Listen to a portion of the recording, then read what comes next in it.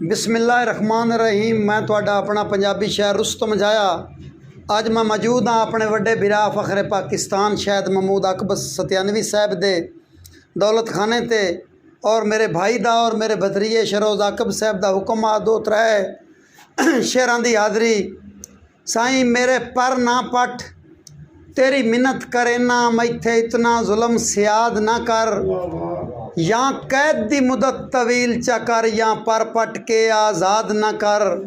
और एक नेकी कर मैं रुस्तम ते मेरी होर तू कोई इमदाद ना कर। मैनू कह दे चुड़दे डार विखा के मेरे बकिया डंग बर्बाद ना कर। सलामत रहो।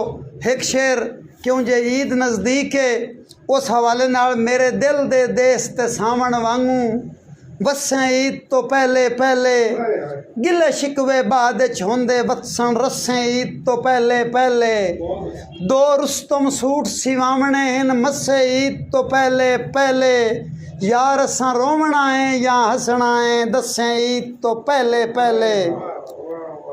और एक होर शेर अपने भतीजे दी नज़र मेरे ज़हन मुताबिक जिंदगी होवी मुक्की अजन सलाम दुआ नहीं।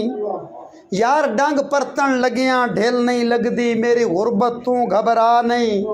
किसे हद ताईं आरजी दूरियां ठीक हैं पक्की सौ निखड़न दी चाह नहीं। सुख वंजन ता रुस्तम वखरी गल है वहिंदे पीतियां मुख दरिया नहीं। और एक शेर एक मंजिल दे मतलाशी नू पुठे राह लाई रखिया है तुसां। पक्षी वासनो प्यार दा लालच दे के डाडा फा लाई रखिया है तुसां। झांगा लिया जुआ रुस्तम संगत चो निखड़न दा बेजा लाई रखिया है तुसां। असी जिंदगी दा ते लाई वदे आसे सांदा लाई रखिया है तुसां। और आखिर तक शेर कोई डर नहीं देश निकाली दा भावें कर सटे ये ऐलान है। यार साड़ी जुरत रुस्तम रद्द करिए तेरा हकम कोई फरमान है। और हिकी गल तू बाज पे नहीं आंदी मेरी ए गुस्ताख जबान है। जो तेरी शाही च मैं जे एक दो कमले वदे रहन तां के नुकसान है। अनाद दी अग पे बलदी है बुझा सकना है तां बिस्मिल्ला। वफा दे पूर बुढ़दे नू बचा सकना है तां बिस्मिल्ला। मेरे रुस्तम महल कोई नहीं तैनू मैं साफ दस छड़िया है। ऐ रुत रंगीन पखियां विच निभा सकना है तां बिस्मिल्ला।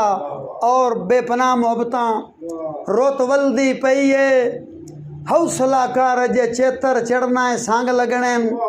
गुल्ली जदन हवा खुशबख्ती दी वांजा दसमान पतंग लगने। और एता तैनू ही इल्म रुस्तम झाया डंग परतन लगियां डंग लगने। तेरे जे रंग बाजा ढूंढ के मिलना है जदा सन अल्लाह पाक दे रंग लगने।